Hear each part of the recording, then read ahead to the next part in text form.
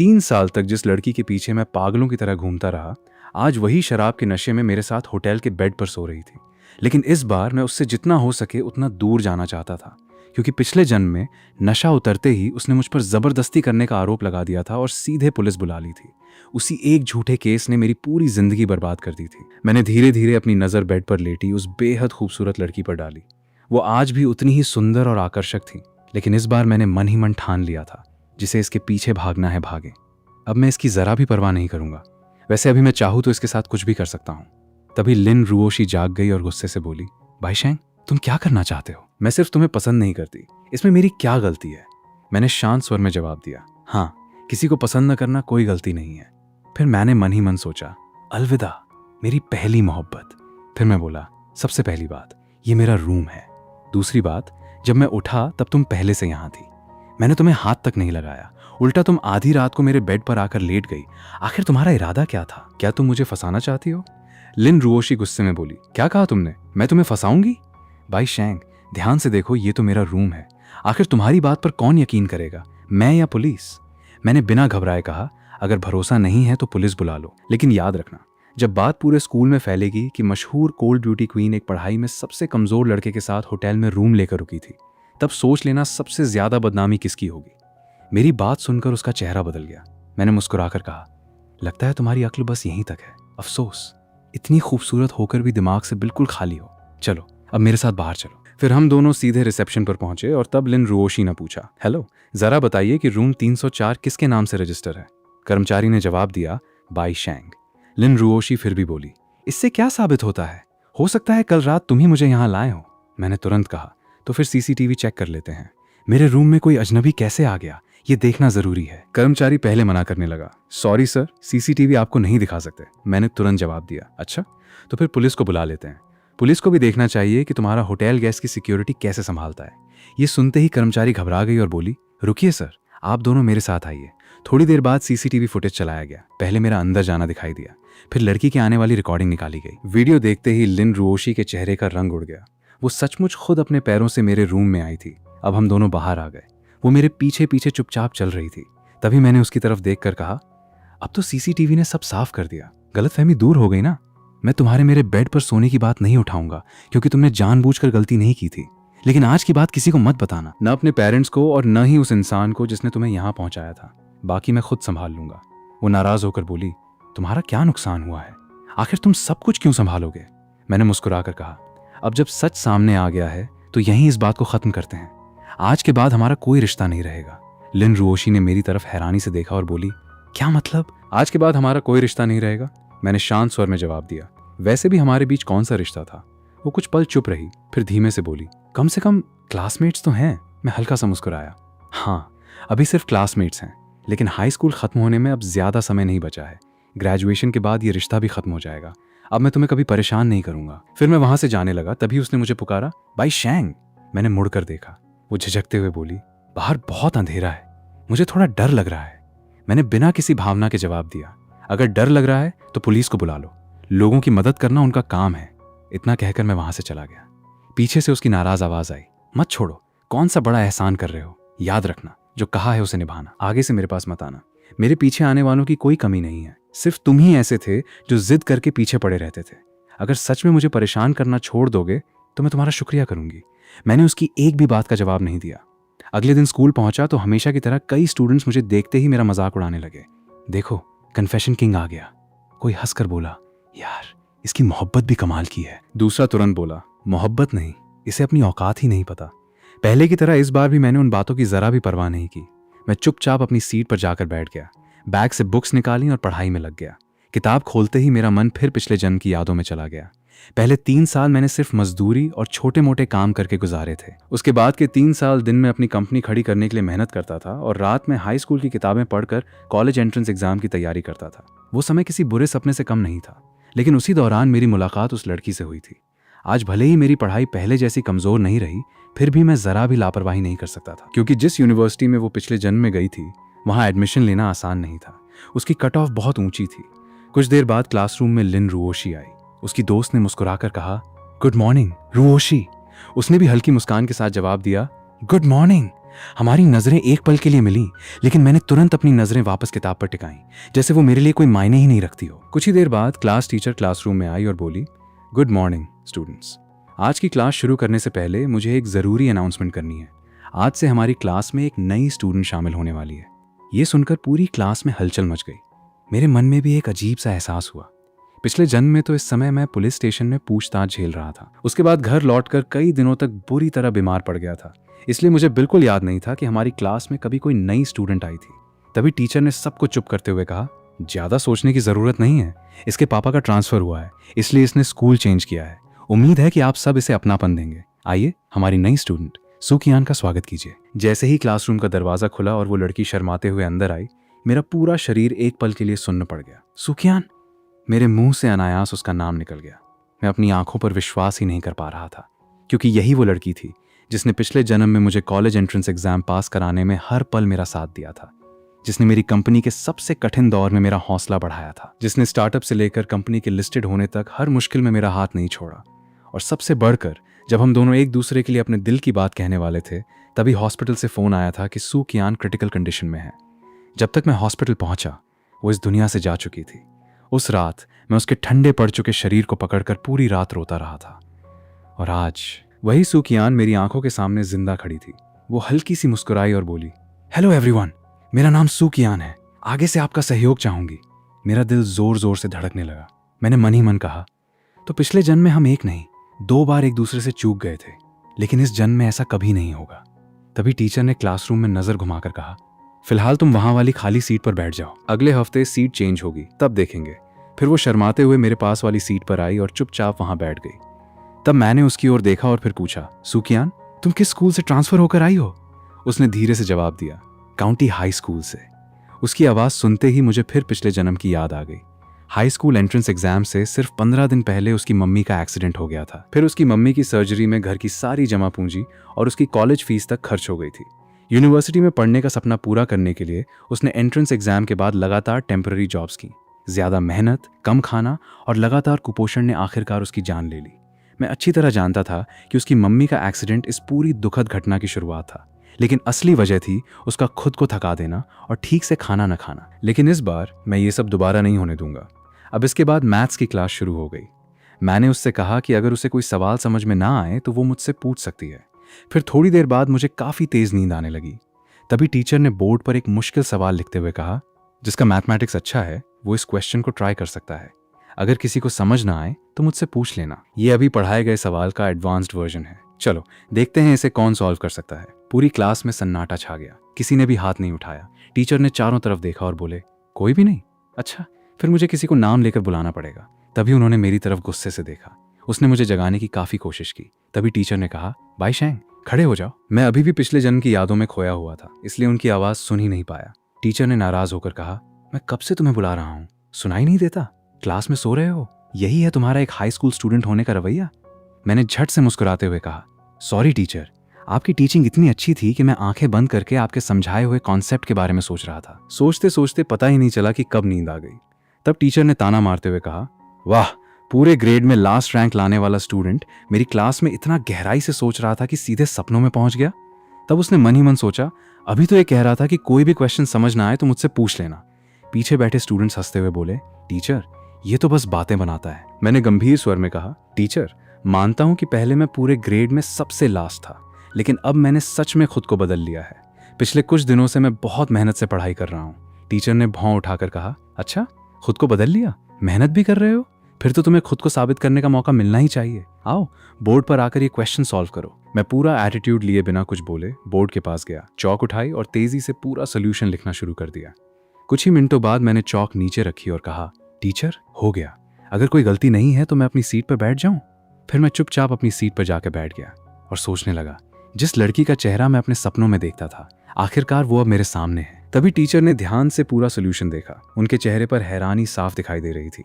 उन्होंने कई बार answer check किया, फिर मेरी तरफ देखकर बोले, भाई शैंग, तुम्हारा पूरा सोल्यूशन बिल्कुल सही है। लगता है इस बार सच में मुझसे गलती हुई। मैं अपनी बात के लिए तुमसे माफी मांगता हूँ। फिर उन्होंने पूरी क्लास की तरफ देखकर कहा, जिस क्वेश्चन को मेरे चारों सेक्शंस का कोई स्टूडेंट सॉल्व नहीं कर पाया, उसे बाई शैंग ने अकेले हल कर दिया। सच कहूं तो आज तुमने मुझे बहुत बड़ा सरप्राइज दिया है। मैंने सम्मान से सिर झुकाकर कहा, टीचर, पहले गलती मेरी थी, क्लास में सोना सही नहीं था, आगे से मैं ध्यान से पढ़ूंगा। टीचर ने संतुष्टि से सिर हिलाया। तभी सूकियान ने मेरी तरफ देखते ही सोचा, यार ये सच में इतना अच्छा पढ़ता है। फिर जब मेरी नजर उस पर पड़ी तो वो शर्म से लाल हो गई। तब मैंने हल्के से मुस्कुराकर कहा, अभी मुझे जगाने के लिए तुम्हारा धन्यवाद। अब दोपहर की छुट्टी होते ही पूरी क्लास कैफेटेरिया की तरफ निकल गई। मैं भी अपना सामान बैग में रखने लग गया। वही लिन रुओशी मुझे काफी घूर रही थी। फिर मैंने देखा कि सूकियान अपने बैग से कुछ निकाल रही थी। तब मुझे याद आया कि वो अक्सर अपना खाना घर से बनाकर लाती है। अभी उसे मेरे सामने निकालने में शायद शर्म आ रही है। तब मैंने सोचा, पिछली जिंदगी में पैसों की कमी की वजह से वो ठीक से खाना भी नहीं खा पाती थी और वही लगातार कुपोषण उसकी बीमारी की सबसे बड़ी वजह बना था। अगर मुझे इसका फ्यूचर बदलना है तो शुरुआत उसके खाने से ही करनी होगी। फिर मैंने मुस्कुराते हुए कहा, सूकियान, अभी मुझे जगाने के लिए थैंक यू, नहीं तो पता नहीं मैं कब तक सोता रहता। वो हल्का सा घबरा गई और धीरे से बोली, नहीं, इसकी कोई जरूरत नहीं थी। मैंने तुरंत पूछा, क्या तुम मेरे साथ कैफेटेरिया चलोगी? साथ में लंच करते हैं। मेरी बात सुनते ही वो शर्म से लाल हो गई। उसने झिझक कर कहा, नहीं, मुझे अभी भूख नहीं है, तुम अकेले चले जाओ। तब मैंने शांत स्वर में कहा, क्या तुम भी मुझे पसंद नहीं करती? मुझसे इतनी नफरत है? मैं तो बस तुम्हें शुक्रिया कहना चाहता था। तब उसने कहा, नहीं, ऐसी कोई बात नहीं है, मुझे सच में अभी भूख नहीं लगी। तब मैंने कहा, तुम्हारे पास कैफेटेरिया का कार्ड भी नहीं है, चलो आज मैं तुम्हें ट्रीट देता हूँ। फिर मैंने जानबूझकर उदास चेहरा बनाते हुए कहा, छोड़ो, कोई बात नहीं, पूरी क्लास मुझे पसंद नहीं करती। मैंने सोचा था तुम नई हो, इसलिए शायद तुम्हारी राय अलग होगी। लगता है मैं गलत था। मेरी बात सुनकर वो और भी घबरा गई। उसने हाथ हिलाते हुए कहा, नहीं, सच में ऐसा नहीं है, मैं बस लोगों से बात करने में थोड़ी कमजोर हूं। मैं आपको बिल्कुल भी नापसंद नहीं करती। फिर उसने शर्माते हुए कहा, चलो कैफेटेरिया चलते हैं, आज तुम मुझे ट्रीट देना। तब मैंने हंसते हुए कहा, हाँ, फिलहाल तुम्हारी बात मान लेता हूँ, चलो अब चलते हैं।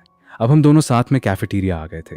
उसी समय लिन रुओशी ने गुस्से से मेरी तरफ देखा और अपना खाना खाने लगी।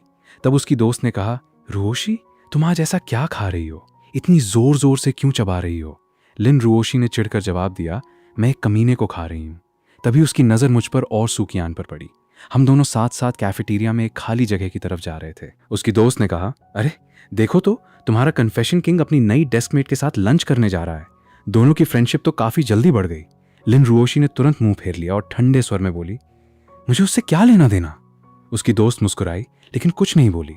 इधर मैं काउंटर पे पहुंचा और बोला, इन सब में से थोड़ी थोड़ी चीजें दे दो। खाना लेकर मैं वापस आया और ट्रे उसके सामने रख दी। लो, खाना आ गया है, अब खाना शुरू करो। लेकिन सूकियान चुपचाप बैठी रही। मैंने जानबूझकर कहा, अगर तुम नहीं खाओगी तो मैं अभी ये सारा खाना फेंक दूंगा। वो घबराकर तुरंत बोली, नहीं, ऐसा मत करो, मैं अभी खाती हूँ। और फिर उसने जल्दी जल्दी खाना शुरू कर दिया। वही दूसरी तरफ लिन रुओशी हमें गुस्से से देख रही थी। उसने मन ही मन सोचा, पर इसने तो कहा था कि इस जन्म में वो मुझसे प्यार करेगा। तभी मैंने मुस्कुराते हुए अपनी प्लेट से चिकन लेग उठाकर उसकी प्लेट में रख दिया और कहा, मेरा पेट भर गया है, तुम इसे भी खा लेना। सूकियान ने जल्दी से सिर हिलाया, नहीं नहीं, मेरा पेट भी भर गया, मैं इतना ज्यादा नहीं खा पाऊंगी। मैंने बेपरवाही से कहा, कोई बात नहीं, अगर नहीं खा सकती तो बाहर फेंक देना। मेरी बात सुनते ही उसने तुरंत चिकन लेग उठा लिया और बोली, नहीं, खाना बर्बाद नहीं करना चाहिए। उसे इतनी गंभीरता से खाते देखकर मैं मन ही मन मुस्कुरा दिया। ये लड़की सच में बहुत सीधी है। तभी अचानक उन दोनों ने अपना खाली लंच बॉक्स मेरी तरफ बढ़ाते हुए कहा, भाई शेंग, हमारा लंच बॉक्स भी धो देना। मैंने हैरानी से उनकी तरफ देखा और पूछा, क्या तुम दोनों के हाथ नहीं हैं? मैं तुम्हारे लंच बॉक्सेस क्यों धोऊं? तब लिन रुओशी ने गुस्से में कहा, ये तुम क्या कह रहे हो? क्या आज तुम पागल हो गए हो? हर बार तो तुम खुद रिक्वेस्ट करते थे कि हमारा लंच बॉक्स तुम धो दोगे, अब हमें ही पूछ रहे हो? उसकी बात सुनते ही मेरे मन में पिछले जन्म की यादें आ गईं। उस समय मैं सचमुच इतना अंधा हो चुका था कि सिर्फ लिन रुओशी को खुश करने के लिए उसके दोस्तों तक के लंच बॉक्स धोता फिरता था। सच में मैं काफी बेवकूफ था। मैंने गहरी सांस ली और शांत स्वर में कहा, ठीक है, अपनी बात वापस लेता हूँ। पहले सच में गलती मेरी थी, मैं ही बेवकूफ था। लेकिन आज के बाद ऐसी कोई उम्मीद मुझसे मत रखना। आगे से अपना लंच बॉक्स खुद धोना या फिर जिससे मन हो उससे धुलवाना। तभी सूकियान भी धीरे से बोली, मेरा भी खाना हो गया। मैंने मुस्कुराकर कहा, चलो फिर अब चलते हैं। हम दोनों जैसे ही वहां से आगे बढ़े, पीछे खड़ी लिन रुओशी गुस्से से दांत भींचने लगी। वही दूसरी तरफ मैं अपनी प्लेट धो रहा था। मैंने उससे कहा कि पानी काफी ठंडा है, इसलिए मैं ही इन्हें धो दूंगा। तभी लिन रुओशी ने लंच बॉक्स फेंका और फिर मन ही मन सोचने लगी, ये घटिया इंसान मेरा लंच बॉक्स नहीं धोया, लेकिन उसके साथ बैठकर खाना खा रहा है। क्या यही कहता था कि इस जिंदगी में सिर्फ मुझसे ही प्यार करेगा? अब बड़ा कूल बनने की कोशिश कर रहा है। वही हम दोनों वहां से बाहर चले गए। अब हम दोनों क्लास में वापस आ गए थे। मैंने सूकियान से पूछा, आज तुम्हारा स्कूल में पहला दिन था, क्या तुम्हारी मम्मी तुम्हें छोड़ने आई थी? उसने हल्के से सिर हिलाया, नहीं, मम्मी काम पर गई थी, मुझे मेरे मामा छोड़ने आए थे। मैंने फिर पूछा, तुम्हारी मम्मी क्या काम करती हैं? ये सुनते ही वो काफी घबरा गई। तब मुझे पिछले जन्म की बातें याद आ गईं। उसकी मम्मी का एक्सीडेंट ही उन सारी दुखद घटनाओं की शुरुआत था। अगर मुझे सू कियान की किस्मत बदलनी है तो सबसे पहले उसी हादसे को रोकना होगा। फिर उसने धीरे से जवाब दिया, मेरी मम्मी कंस्ट्रक्शन साइट पर काम करती हैं। मैंने गंभीर होकर कहा, कंस्ट्रक्शन का काम बहुत मुश्किल होता है। धूप, बारिश और हर मौसम में काम करना पड़ता है। मेरे दादाजी भी पहले कंस्ट्रक्शन वर्कर थे। मैं भी बचपन में कई बार उनके साथ गया हूँ। वो चुपचाप मेरी तरफ देखने लगी। तभी मैंने पूछा, क्या हुआ?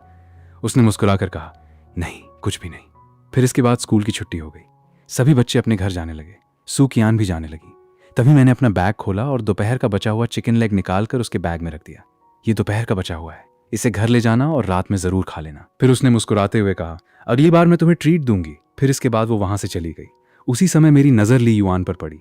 ये वही लड़की थी जिसने पिछले जन्म में लिन रुओशी को मेरे होटल रूम तक पहुंचाया था। मैंने मन ही मन कहा, अब समय आ गया है कि कुछ पुराने हिसाब भी बराबर कर दिए जाएं। दूसरी तरफ लिन रुओशी और उसकी दोस्त घर जा रही थी।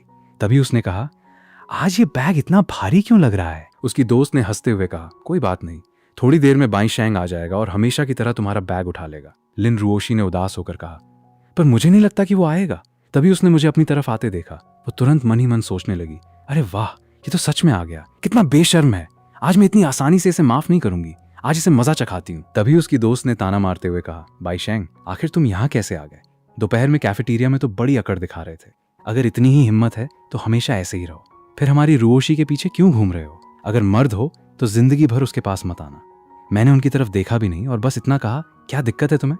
अगर सच में कोई बीमारी है तो हॉस्पिटल जाकर इलाज करवाओ। लिन रुओशी गुस्से से चीख पड़ी, बाई शैंग, तुम बहुत बड़े कमीने हो, मुझे तुमसे नफरत है। वही मैं चुपचाप ली युआन का पीछा कर रहा था। मन ही मन मैंने सोचा, अच्छा हुआ ज्यादा दूर नहीं गए, वरना उन्हें पकड़ना मुश्किल हो जाता। तभी उसके साथ वाले बंदे ने पूछा, मैंने सुना कि आज उसने एक हार्ड क्वेश्चन सॉल्व कर दिया था, क्या ये बात सच है? तब ली युआन ने बताया कि उसने वो सवाल बिना चीटिंग किए ही सॉल्व कर दिया। वही मैं उन्हें पीछे से देख रहा था। तभी मैंने सोचा, चलो अभी उनके पास जाता हूँ, नहीं तो वो घर चले जाएंगे। फिर अगले ही पल मैं उनके सामने खड़ा हो गया। मुझे देखते ही उसने मुझ पर हमला कर दिया, पर मैंने उसे वही पटक दिया। फिर मैंने सीधे ली युआन से कहा, मुझे तुमसे कुछ बात करनी है, क्या हम थोड़ी देर अकेले बात कर सकते हैं? तभी उसके पास खड़ा लियू हाउ गुस्से से बोला, बाई शैंग, तुम्हारी हिम्मत कैसे हुई? मैंने उसकी तरफ देखे बिना कहा, मुझे तुमसे कोई मतलब नहीं है, अपना काम करो और यहाँ बेवजह मत खड़े रहो। वो भड़क गया, तुम मुझसे ऐसे कैसे बात कर रहे हो? मैंने ठंडे स्वर में कहा, लियू हाउ, आखिरी बार कह रहा हूँ, मुझे ली युआन से कुछ जरूरी बात करनी है। तुम यहाँ से चले जाओ, आसपास कोई नहीं है। अगर तुम्हें इंसानों की भाषा समझ नहीं आती और बाद में कुछ हो गया तो उसकी जिम्मेदारी मेरी नहीं होगी। लियू हाउ तमतमाकर बोला, मैं भी देखता हूं तुम क्या कर लोगे। तभी वो दोबारा से मेरी तरफ मारने के लिए दौड़ा, पर मैंने उसे वही पटक दिया। फिर मैं जैसे ही उसके पास गया, तभी ली युआन घबराकर बीच में आ गई। रुको बाई शैंग, उसे मत मारो, मैं तुम्हारे साथ चलती हूँ। मैंने कहा, चलो उधर बात करते हैं। फिर थोड़ी दूर जाकर मैंने उससे पूछा, मुझे याद है तुम्हारी और लिन रुओशी की काफी अच्छी दोस्ती है, सही कहा ना? उसने सिर हिलाया। हाँ, तो क्या हुआ? फिर उसने ताना मारते हुए कहा, तुम आखिर क्या चाहते हो? मैं तुम्हारी मदद करूं ताकि तुम फिर से उसे पटाने की कोशिश करो? बाई शैंग, ये उम्मीद छोड़ दो, मैं कभी तुम्हारी मदद नहीं करूंगी और रुओशी भी तुम्हें कभी पसंद नहीं करेगी। मैंने उसकी आंखों में देखते हुए पूछा, अगर तुम दोनों इतनी अच्छी दोस्त हो तो फिर तुमने उसे फंसाया क्यों? वो घबरा गई। फंसाया? मैंने उसे कब फंसाया? ये तुम क्या बकवास कर रहे हो? क्या तुम पागल हो गए हो? मैं रुओशी को क्यों फंसाऊंगी? मैंने शांत स्वर में कहा, अगर मानती नहीं हो कोई बात नहीं, तुम्हारे पास मोबाइल है ना? वो हिचकिचाकर बोली, हाँ है, लेकिन तुम क्यों पूछ रहे हो? मैंने कहा, अगर तुम सच कह रही हो तो अपना फोटो एल्बम मुझे दिखाने में क्या दिक्कत है? वो तुरंत पीछे हट गई। तुम क्या बोल रहे हो? मेरे एल्बम से तुम्हारा क्या लेना देना? उसमें तो मेरी सेल्फीज हैं, मैं तुम्हें क्यों दिखाऊं? इतना कहकर वो जाने लगी। मैंने पीछे से कहा, अगर तुम अभी चली गई तो मुझे पुलिस बुलानी पड़ेगी। वो पलटकर बोली, बाई शैंग, तुम्हें क्या हो गया है? तुम पुलिस बुलाओगे तो उससे मेरा क्या लेना देना? मैं अपना एल्बम तुम्हें क्यों दिखाऊं? मैंने उसकी तरफ देखते हुए कहा, अभी भी नहीं मानोगी? तो एक बात याद दिला दूं, तुम्हारे फोन में एक ऐसी फोटो है जो वहां नहीं होनी चाहिए। वो फोटो जिसमें मैं और लिन रुओशी होटल के बेड पे साथ लेटे हुए हैं। ये सुनते ही उसका चेहरा सफेद पड़ गया। वो घबरा कर बोली, मेरे फोन में रुओशी की होटल वाली फोटो तो है, लेकिन तुम्हें उसके बारे में कैसे पता? तुम्हें कैसे मालूम कि मैंने फोटो ली थी? मैंने एक एक शब्द पर जोर देते हुए कहा, क्योंकि तुम ही लिन रुओशी को मेरे होटल रूम तक लाई थी। तुमने उसे मेरे बेड पर लिटाया और फिर हमारी फोटो खींची।